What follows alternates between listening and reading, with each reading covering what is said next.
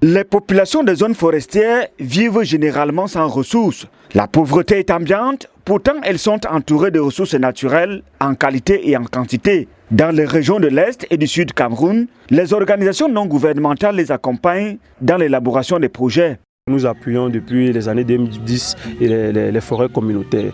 Ils ont suivi beaucoup de formations sur les aspects de gestion durable de forêts, d'exploitation durable des forêts.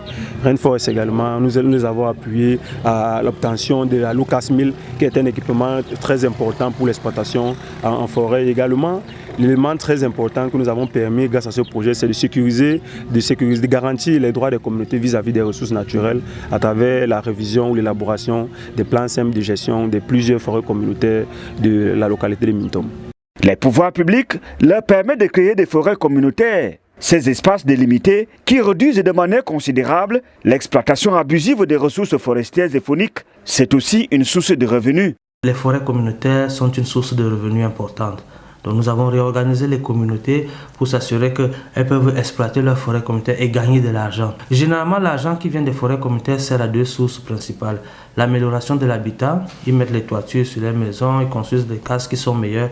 Et puis aussi l'appui à l'éducation des enfants. Donc ils payent les maîtres, les parents dans les villages. Donc c'est les deux principales sources où va l'argent des forêts communautaires. Malheureusement, les projets n'aboutissent pas dans toutes les localités. En Goïla, dans la région de l'Est par exemple, les populations sont restées sans voix. C'est VVF qui nous a accompagnés. Ils nous ont accompagnés pour avoir cette forêt communautaire pour faciliter. Mais malheureusement, on n'a pas eu de délimitation de terrain. Donc nos forêts sont comme ça sans délimiter. Ils nous ont accompagnés jusqu'à la convention provisoire. Après la convention provisoire, ils nous ont abandonnés.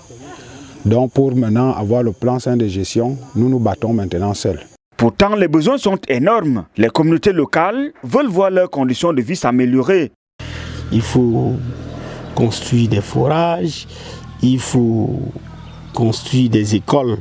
Parce que, pour dire vrai, les riverains de cette zone, ceux qui y sont permanemment, ce sont les Baka communément appelés pygmées. Il faut les encourager à se scolariser.